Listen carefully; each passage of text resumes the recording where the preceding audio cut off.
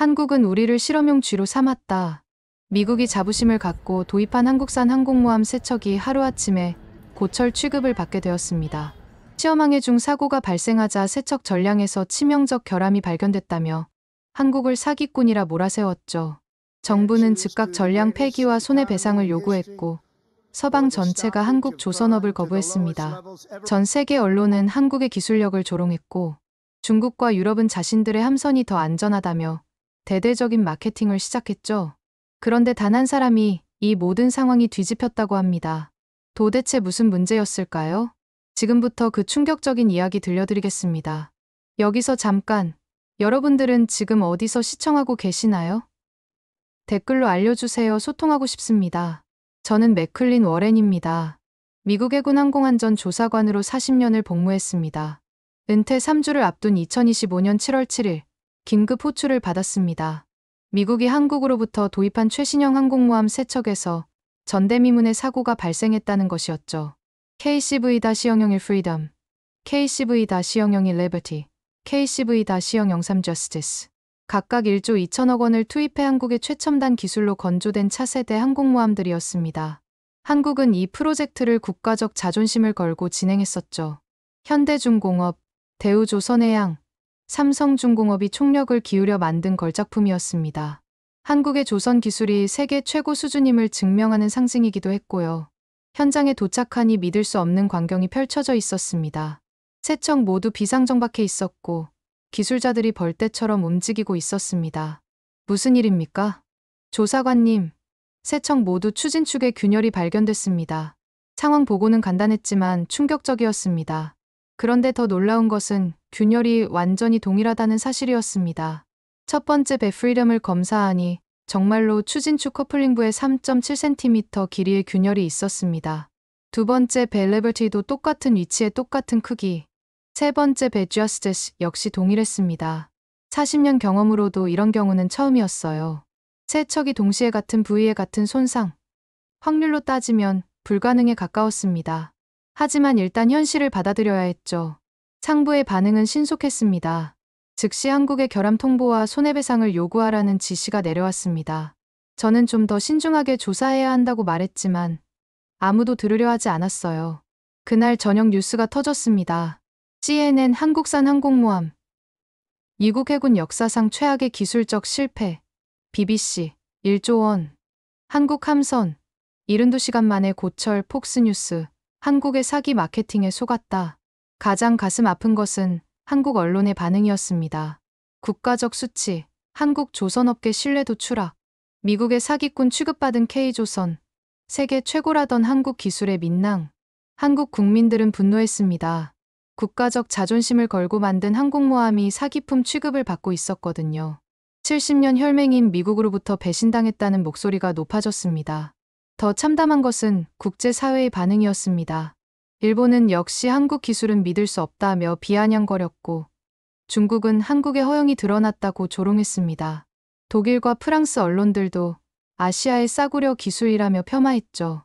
한국 정부는 즉각 대응에 나섰습니다. 국정감사를 통해 책임자 처벌을 약속했고 조선업계 전체에 대한 특별 점검을 지시했습니다. 하지만 이미 한국의 국가 이미지는 땅에 떨어진 상태였어요. 한국 대통령은 긴급 담화를 발표했습니다. 국민 여러분께 죄송합니다.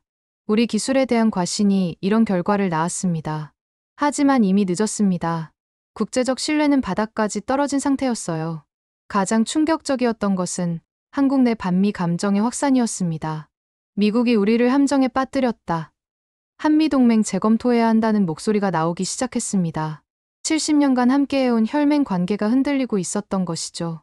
현대중공업 주가는 하루 만에 15% 폭락했고 대우조선해양도 10% 떨어졌습니다. 한국 조선업계 전체가 신뢰도 위기에 빠졌어요. 수십 년간 쌓아온 K조선의 명성이 하루아침에 무너지고 있었습니다. 해외 주문들도 줄줄이 취소되기 시작했습니다. 인도네시아는 한국산 함정 도입을 중단한다고 발표했고 노르웨이도 계약 재검토에 들어갔습니다. 한국 조선소 엔지니어들의 절망스러운 인터뷰가 뉴스에 나왔습니다. 우리가 뭘 잘못했나요? 밤낮 없이 연구해서 최고 기술을 만들었는데 그날 밤 저는 잠들 수 없었습니다. 한국의 기술력을 누구보다 잘 아는 저로서는 뭔가 석연치 않다는 생각이 들었거든요. 과연 한국이 정말로 이런 부실한 제품을 만들었을까요? 하지만 현실은 냉혹했어요. 세 척 모두에서 똑같은 균열이 발견된 것은 부인할 수 없는 사실이었으니까요. 그런데 한 가지 이상한 점이 있었습니다. 세 척이 완벽히 동일한 위치에 동일한 크기의 손상을 입는다는 것. 이런 일이 정말 가능할까요? 40년 조사관 경험이 제게 속삭였습니다. 뭔가 더 깊이 들여다봐야 한다고. 다음 날 새벽, 저는 일찍 정비창으로 향했습니다. 뭔가 놓친 단서가 있을 것 같았거든요. 정비창은 여전히 비상 상황이었습니다. 한국산 항공모함 세 척이 나란히 정박해 있는 모습은 참으로 처참했어요. 그때 정비병 존슨이 조용히 다가왔습니다. 조사관님, 뭔가 이상한 걸 봤어요. 무엇을? 사고 전날 새벽 2시쯤 정체를 알 수 없는 사람들이 정비창에 있었어요. 아시아계 같았는데 허가증도 없이요. 존슨의 증언은 계속되었습니다. 그날 밤 야간 순찰 중이었는데 평소와 다른 소음을 들었다고 했어요. 확실한가? 네. 그런데 더 이상한 건 그 시간대 CCTV가 모두 꺼져 있었다는 거예요. 저는 즉시 CCTV 관리실로 달려갔습니다. 정말로 새벽 2시 40분부터 3시 10분까지 30분간의 영상이 완전히 삭제되어 있었습니다. 시스템 오류라고 보고되었습니다. 40년간 이런 우연을 너무 많이 봤습니다. 하필 가장 중요한 시간만 오류라니 너무 공교로웠어요. 또 다른 정비병 로드리게스가 추가 정보를 제공했습니다. 해상 레이더 담당이었는데 사고 전날 새벽에 이상한 신호를 포착했다고 했어요. 이거 보세요. 레이더 기록을 확인해 보니 세 척의 한국산 항공모함 주변에 미세한 반사 신호가 거의 동시에 나타났다가 사라진 흔적이 있었습니다. 잠수정이나 수중 장비의 신호 같습니다. 하지만 우리가 보낸 것은 아니에요.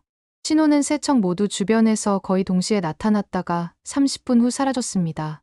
상부에서는 오히려 압박이 거세졌습니다. 윌슨 제독이 다시 저를 불러냈습니다. 워렌, 이제 그만해. 더 이상 조사할 것도 없다. 제독님, 저는 진실을 찾고 있는 것뿐입니다. 진실은 이미 명백하다. 한국 놈들이 부실하게 만든 거야. 제독의 반응이 너무 격했습니다. 40년간 함께 일해온 동료가 이렇게 변하다니.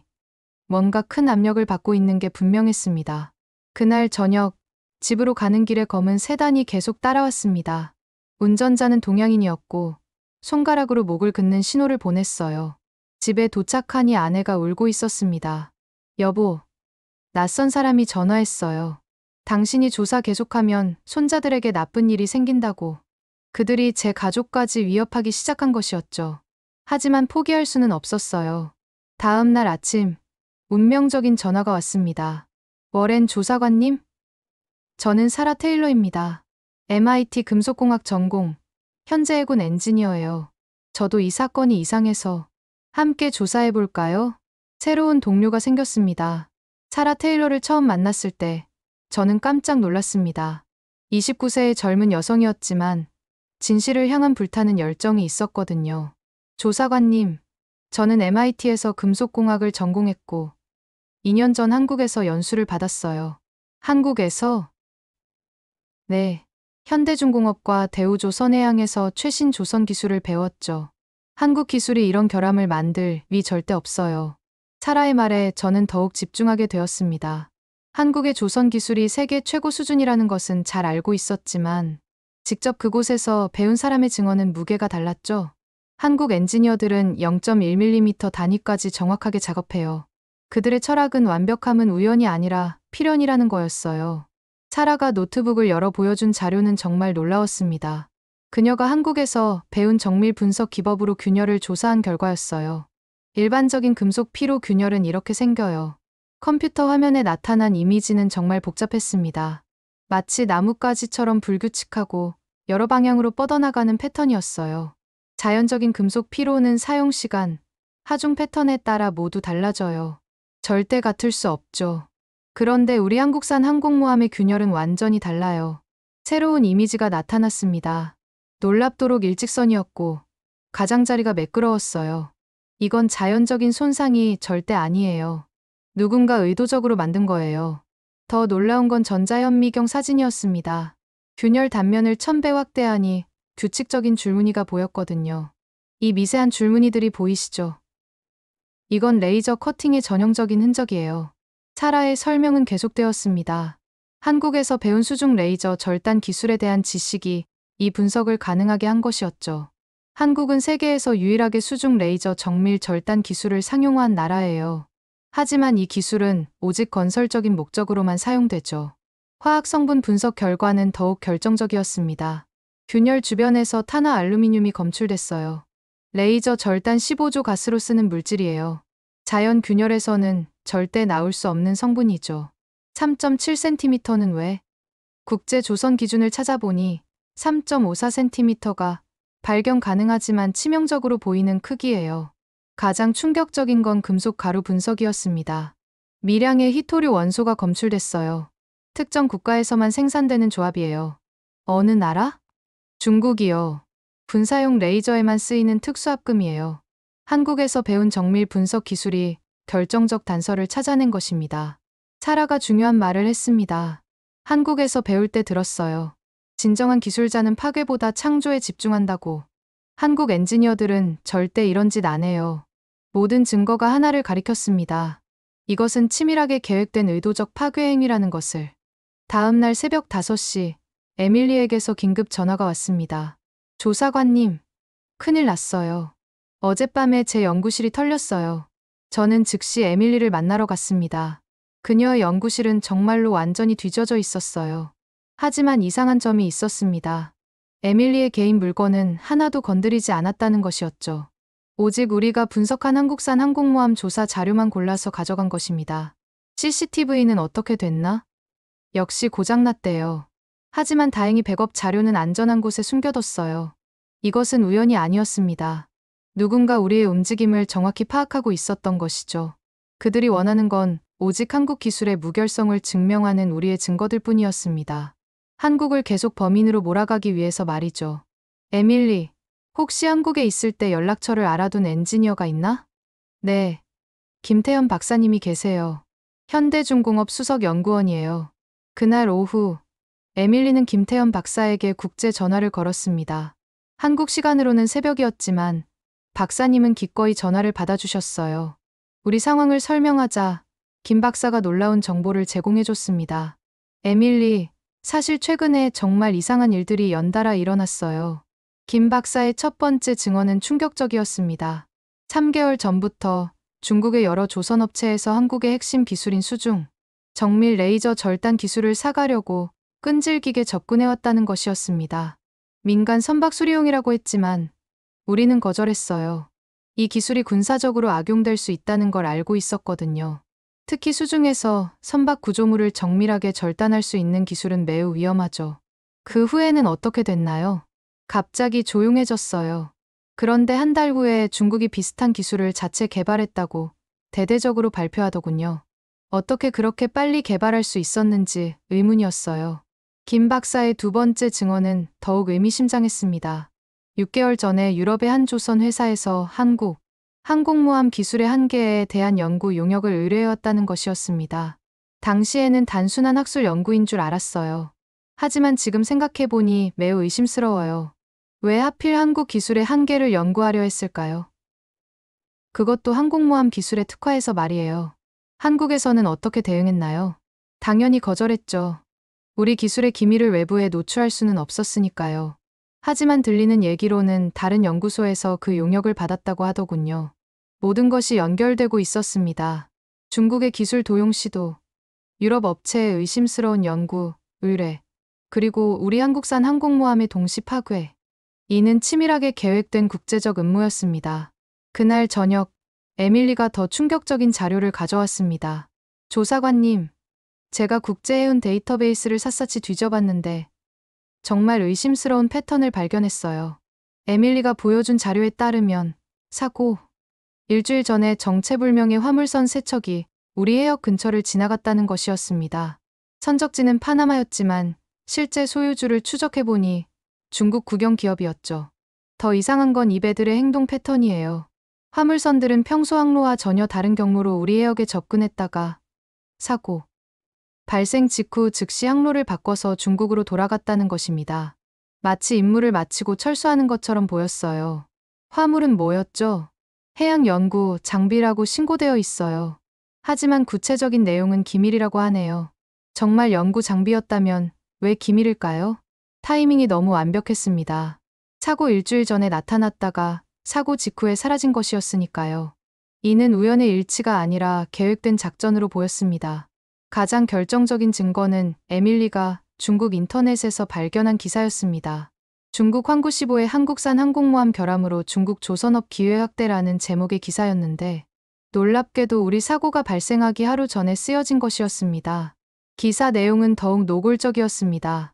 한국 항공모함의 치명적 결함이 드러나면서 중국 조선업이 미국 시장에서 더 큰 기회를 얻게 됐다. 특히 한국 기술에 대한 신뢰가 무너지면서 세계 각국이 중국의 안전하고 검증된 기술에 주목하고 있다. 이는 중국 조선업계에게 절호의 기회가 될 것으로 전망된다. 어떻게 사고 전에 이런 구체적인 기사를 쓸 수 있었을까요? 사고가 일어날 것을 미리 알고 있었다는 뜻이었습니다. 그때 저는 마침내 모든 퍼즐이 맞춰지는 것을 느꼈습니다. 이것은 단순한 기술적 사보타주가 아니라 한국의 조선업을 무너뜨리려는 거대한 경제 침략 작전이었습니다. 중국의 진짜 목적은 우리 항공모함을 파괴하는 것이 아니었습니다. 한국의 K조선 브랜드를 파괴해서 자신들이 그 자리를 차지하는 것이었죠. 한국이 세계 조선업계를 장악하자 중국이 이를 견제하기 위해 치밀한 음모를 꾸민 것입니다. 실제로 중국의 음모는 무서운 속도로 성공하고 있었습니다.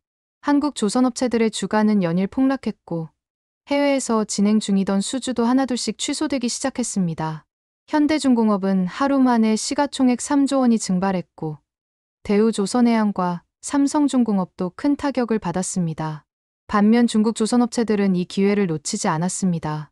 한국과 달리 우리는 안전하고 믿을 만한 대안이라며 적극적으로 마케팅하기 시작했어요. 심지어 한국이 받았던 주문들을 가로채려는 움직임까지 보이고 있었습니다. 한국 국민들의 분노와 좌절감도 극에 달했습니다. 국가적 자존심을 걸고 만든 항공모함이 전 세계의 조롱거리가 된 것이었죠. 이것이 우리가 자랑하던 K조선의 실력이냐며 자조하는 목소리들이 넘쳐났습니다. 더 심각한 것은 한미 관계에 미치는 영향이었습니다. 한국 내에서 미국이 우리를 함정에 빠뜨렸다. 70년 동맹이 이런 식으로 배신당할 일이냐는 반미 감정이 급속히 확산되고 있었습니다. 그날 밤 저는 결심했습니다. 반드시 이 진실을 밝혀내서 한국의 명예를 회복시키겠다고 말이죠.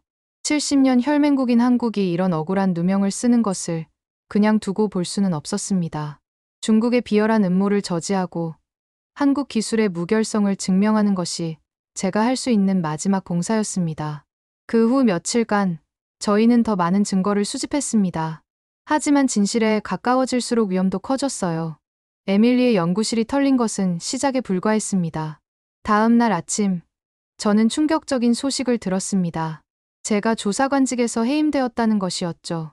맥클린, 너는 이제 이 사건에서 손을 떼라. 윌슨 제독의 말은 차갑고 단호했습니다. 무슨 이유로요? 직무 태만과 보안 규정 위반이다. 한국을 두둔하려는 편향적 조사를 했다는 신고가 들어왔어. 그건 사실이 아닙니다. 저는 오직 진실만을. 그만. 은퇴까지 3주 남았으니 조용히 지내라. 이 이상 문제를 일으키면 연금까지 취소될 수 있다. 40년 해군 생활의 마지막이 이렇게 끝날 줄은 몰랐습니다. 하지만 더 큰 충격은 따로 있었어요. 그날 저녁, 집 앞에 검은 SUV 2대가 주차되어 있었습니다. 아내가 떨리는 목소리로 말했습니다. 여보, 오늘 낯선 사람들이 왔었어요. 손자들 사진을 보여주면서 학교 갈 때 조심하라고. 7살 마이클과 5살 에이미의 사진이었습니다. 그들이 제 가족의 일상까지 감시하고 있었던 것이죠. 당신, 이제 그만둬요. 한국 일이 뭐 그렇게 중요해요?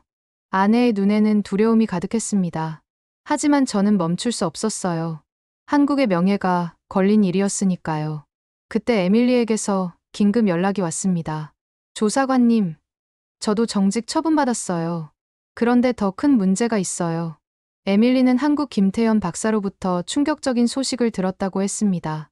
박사님 말씀으로는 한국 정부에 엄청난 압력이 들어오고 있대요. 미국이 손해배상과 함께 한국 조선업계 전체에 대한 제재를 검토 중이라고. 상황은 점점 심각해지고 있었습니다. 한국의 현대중공업, 대우조선해양, 삼성중공업 모두 주가가 연일 폭락했고 해외 수주도 줄줄이 취소되고 있었어요.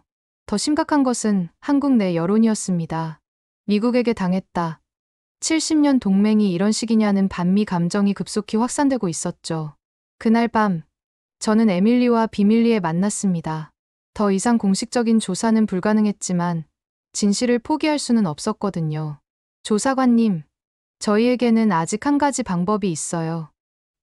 뭔가? 언론 공개예요. 모든 증거를 한꺼번에 공개하는 거죠. 하지만 그것도 쉽지 않았습니다. 주요 언론사들은 이미 한국을 비판하는 논조로 기사를 쏟아내고 있었거든요. 누가 우리 말을 믿어줄까요? 그때 뜻밖의 도움이 왔습니다. 한국계 미국인 기자 김지민이 저희에게 연락을 해온 것입니다. 조사관님, 저는 워싱턴 포스트 김지민 기자입니다. 한국 동포로서 이번 사건이 너무 억울해서 연락드려요. 김 기자는 이미 독자적으로 조사를 진행하고 있었습니다. 그리고 놀라운 정보를 가지고 있었어요. 중국 조선업체들이 사고 직후부터 미국 시장 공략에 나섰다는 정황을 포착했어요. 마치 미리 준비한 것처럼 말이에요. 모든 것이 연결되고 있었습니다. 중국의 계획적인 시장 점유 전략, 한국 기술에 대한 조직적 공격, 그리고 그 뒤에 숨은 거대한 경제적 이익. 하지만 아직 결정적인 증거가 부족했습니다. 우리가 가진 것만으로는 세상을 뒤바꾸기 어려웠어요. 그날 밤, 저는 깊은 고민에 빠졌습니다. 가족의 안전과 한국의 명예 사이에서 선택해야 하는 상황이었죠. 40년 해군 생활에서 가장 어려운 결정이었습니다. 다음 날 아침, 저는 결심했습니다. 한국을 위해 마지막 싸움을 하기로 말이죠. 비록 혼자가 될지라도 진실은 반드시 밝혀져야 했습니다. 제가 공식적으로 해임된 후 상황은 급격히 악화되었습니다. 한국에 대한 국제적 비난은 더욱 거세져만 갔어요. 그날 아침 뉴스는 충격적이었습니다. 미 국방부, 한국산 모든 군함 도입 중단 발표. 나토, 한국 조선업체 입찰 자격 정지 검토. 일본. 역시. 한국 기술은 신뢰할 수 없다. 공식 입장. 가장 가슴 아픈 것은 한국 언론의 반응이었습니다. 국가적 굴욕, K조선의 몰락, 70년 혈맹 미국에게 배신당하다. 조선업 르네상스 시대의 끝. 한국 국민들의 분노와 좌절이 그대로 느껴졌습니다. 청와대 앞에서는 연일 시위가 벌어졌고 미군 철수를 외치는 목소리까지 나오기 시작했어요. 현대중공업 정문 앞에서는 직원들이 절망에 빠져 있었습니다. 30년간 쌓아온 세계 최고의 명성이 하루아침에 무너진 것이었죠. 우리가 뭘 잘못했나요? 한 엔지니어의 인터뷰가 제 가슴을 후벼 팠습니다. 밤낮 없이 연구하고 개발해서 세계 최고 기술을 만들었는데 이제 우리를 사기꾼이라고 하네요. 더 심각한 것은 경제적 파급 효과였습니다.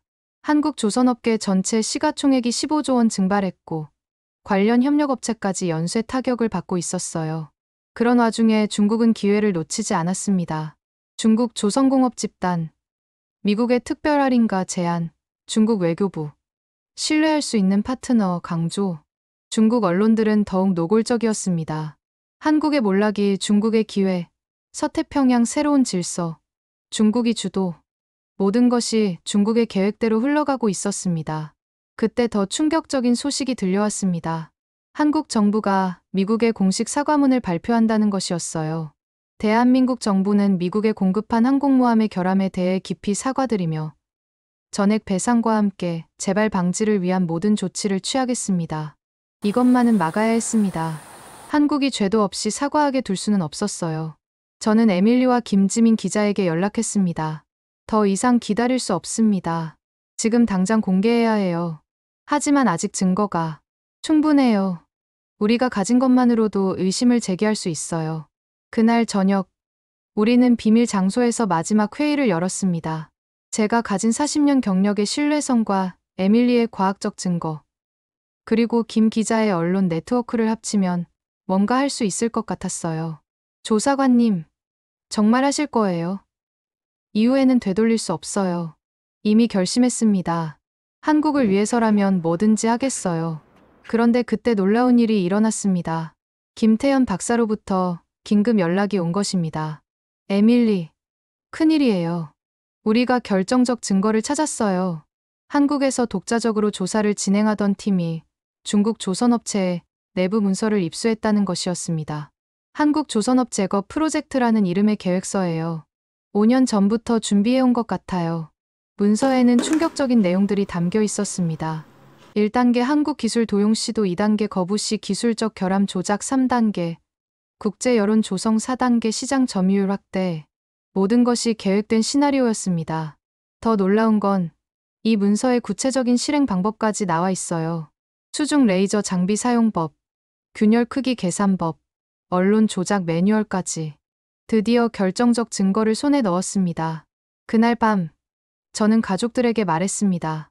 메리, 아이들을 데리고 잠시 시골 친척집에 가 있어. 왜요?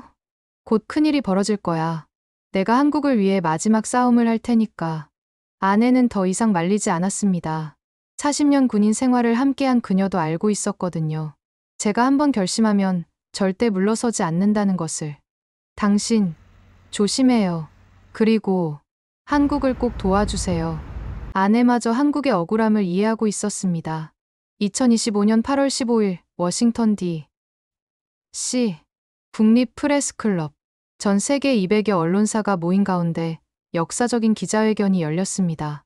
저는 40년 해군 생활을 건 마지막 도박을 시작했습니다. 신사숙녀 여러분, 저는 로버트 맥클린입니다. 오늘 여러분께 한국산 항공모함 사건의 진실을 밝히겠습니다.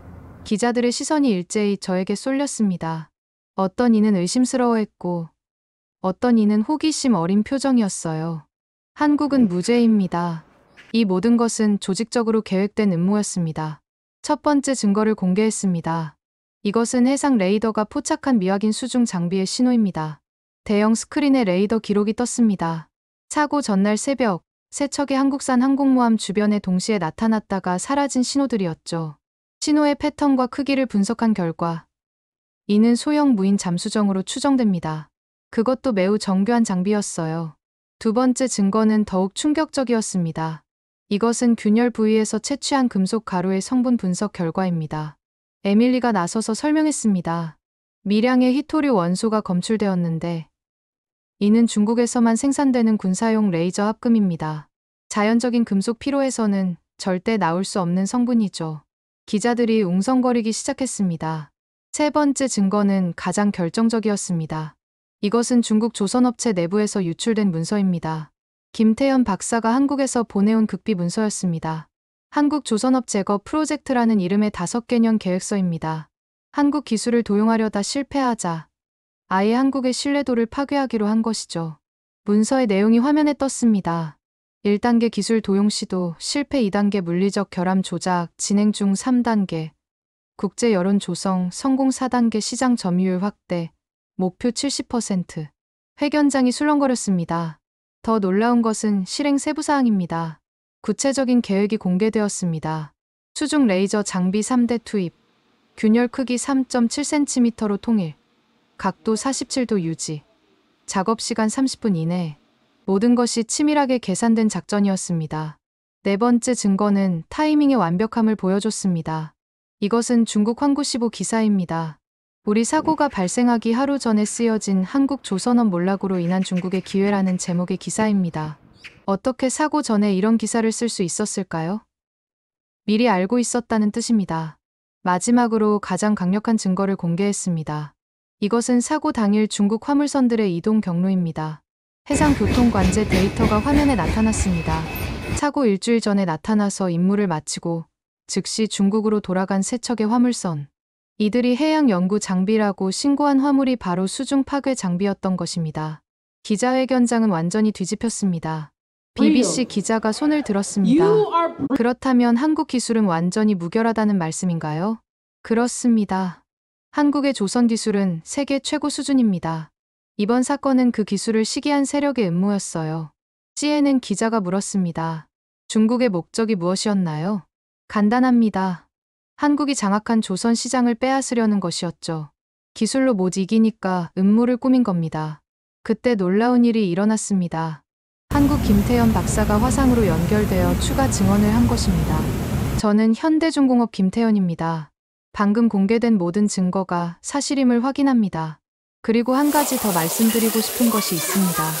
한국의 조선 기술은 70년간 한 건의 중대한 결함도 없었습니다. 우리는 완벽함을 추구하는 민족입니다. 절대 이런 부실한 제품을 만들지 않습니다.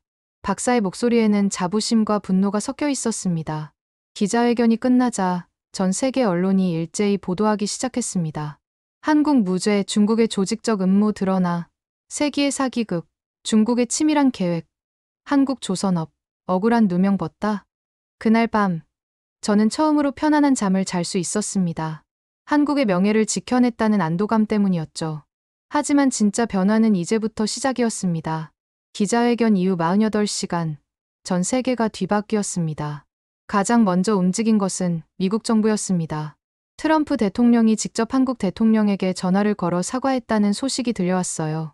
한국은 우리의 가장 소중한 동맹국입니다. 이번 사건으로 상처받은 한국 국민들께 진심으로 사과드립니다. 미 국방부도 즉시 입장을 바꿨습니다. 한국산 항공모함 도입 재개, 추가 발주 검토, 한국 조선업체 입찰 자격 즉시 복원, 피해 배상 대신 보상금, 지급 결정. 나토도 마찬가지였습니다. 한국 조선 기술 재평가 완료, 최고 등급 유지, 향후 한국과의 방산 협력 확대 계획. 일본의 반응은 더욱 극적이었습니다. 일본 정부, 한국의 공식 사과, 역시 한국 기술은 세계 최고. 아소 부총리 발언, 한일 조선업 협력 재개 논의. 하지만 가장 감동적이었던 것은 한국의 변화였습니다. 그날 오후 서울 광화문 광장에는 수만 명의 시민들이 모였습니다. 하지만 이번엔 분노가 아니라 자부심이었어요. K조선 만세! 한국 기술 세계 최고! 우리가 자랑스럽다. 현대중공업 정문 앞에서는 직원들이 눈물을 흘리며 포옹하고 있었습니다. 우리가 옳았어요. 우리 기술이 진짜 최고였어요. 한 엔지니어의 인터뷰가 전 국민을 울렸습니다. 며칠 전까지만 해도 우리를 사기꾼이라고 했는데 이제 진실이 밝혀졌네요. 정말 고마워요. 한국 조선업계의 주가는 역대 최고치를 경신했습니다. 현대중공업 30% 급등, 대우조선해양 25% 상승, 삼성중공업 28% 폭등. 외국 주문도 쇄도하기 시작했습니다. 노르웨이, 한국산 함정 20척 긴급 발주, 싱가포르, 한국 조선소와 10년 계약 체결, 브라질, 한국 기술 도입 본격 검토. 세계가 한국 기술의 우수성을 재확인한 것이었죠. 반면 중국의 몰락은 참혹했습니다. 중국 조선공업 집단 CEO 긴급 사임, 중국 조선업체 국제 입찰 자격 정지, 중국산 함선 도입 각국 재검토. 중국 조선업계는 하루아침에 신뢰를 잃었습니다. 수십 년간 쌓아온 시장 점유율이 급격히 하락하기 시작했어요. 그 과정에서 더 놀라운 진실들이 드러났습니다. 중국, 과거 5년간 한국 기술 도용 시도 47건, 유럽 조선업체도 중국과 공조 정황, 한국 견제 위한 국제 컨소시엄 존재, 모든 것이 한국을 끌어내리려는 거대한 음모였던 것입니다. 일주일 후 더욱 극적인 일이 벌어졌습니다. 한국 대통령이 직접 저를 청와대로 초청한 것입니다. 맥클린 조사관님, 한국을 구해주셔서 정말 감사합니다. 대통령의 말에 저는 겸손하게 답했습니다. 저는 진실을 밝혔을 뿐입니다. 한국은 구원받을 필요가 없었어요. 원래부터 무죄였으니까요. 한국 국민을 대표해서 최고 등급의 훈장을 드리고 싶습니다. 영광입니다. 하지만 더 중요한 것은 한미동맹이 더욱 강해졌다는 점이에요. 그날 저는 태극무공 훈장을 받았습니다. 외국인으로서는 이례적인 최고 등급 훈장이었어요. 한 달 후, 저는 정식으로 은퇴했습니다. 하지만 한국과의 인연은 계속되었어요. 에밀리는 한국 현대중공업의 기술 고문으로 영입되었습니다. 조사관님 덕분에 제 인생이 바뀌었어요. 이제 한국에서 진짜 세계 최고 기술을 배우겠어요. 김지민 기자는 이 사건으로 퓰리처상을 받았습니다. 진실의 힘을 믿었기에 가능한 일이었어요. 가장 기뻤던 것은 한미 관계의 변화였습니다. 한미동맹 역사상 최고 수준 도달, 상호 신뢰 바탕으로 한 새로운 파트너십, 한국 기술과 미국 시장의 완벽한 결합, 그리고 무엇보다 한국 국민들이 다시 자신감을 되찾았다는 점이었어요. 우리 기술이 세계 최고야. K조선, K방산, K모든 것. 한국인으로 태어난 게 자랑스러워. 진실의 힘이 결국 승리한 것입니다. 6개월 후, 저는 한국을 방문했습니다. 부산 현대중공업 조선소에서 새로운 항공모함 진수식이 열렸거든요. 이번엔 완전히 다른 분위기였습니다. 세계가 인정한 한국 기술, 진실이 밝혀낸 K조선의 우수성, 신뢰를 바탕으로 한 한미 파트너십. 진수식에서 한국 대통령이 말했습니다. 어둠은 빛을 이길 수 없고 거짓은 진실을 이길 수 없습니다. 오늘 우리가 증명한 것은 한국 기술의 우수성이 아니라 진실을 지키려는 사람들의 용기입니다. 그 순간 저는 깨달았습니다. 제가 한국을 구한 것이 아니라 한국이 저에게 진정한 의미의 마지막 임무를 준 것이라는 점을. 여러분, 오늘 이 이야기를 통해 우리는 무엇을 배웠을까요? 첫째, 진실은 반드시 승리한다는 것입니다. 아무리 거대한 음모와 조직적인 거짓말이라도 결국은 진실 앞에서 무너질 수밖에 없습니다. 로버트 맥클린이라는 한 사람의 용기가 전 세계를 바꾼 것처럼 말이죠. 둘째, 한국의 기술력은 정말 세계 최고라는 것입니다.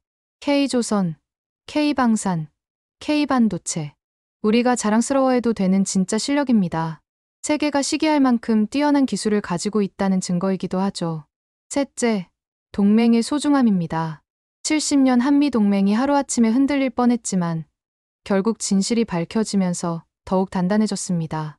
서로를 믿고 지켜주는 진정한 동맹의 모습을 보여준 것이죠.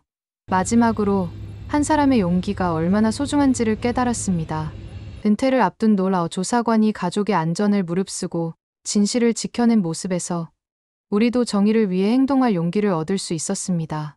어둠은 빛을 이길 수 없고 거짓은 진실을 이길 수 없습니다. 이한국 대통령의 명언처럼 우리 한국인들도 당당하게 세계를 향해 말할 수 있습니다. 우리의 기술은 가짜가 아니라 진짜라고, 우리의 자부심은 허영이 아니라 실력이라고 말이죠. 오늘도 세계 곳곳에서 한국의 기술이 인류의 삶을 더 나은 방향으로 바꾸고 있습니다. 그리고 진실을 지키려는 용감한 사람들이 있는 한 우리의 미래는 더욱 밝을 것입니다. 이 이야기가 여러분에게 한국인으로서의 자부심과 진실을 향한 용기를 주었기를 바랍니다. 구독과 좋아요는 영상 제작에 큰 힘이 됩니다. 한국의 이 자랑스러운 이야기가 더 많은 분들에게 전해질 수 있도록 공유 부탁드립니다. 지금까지 감독누리였습니다. 감사합니다.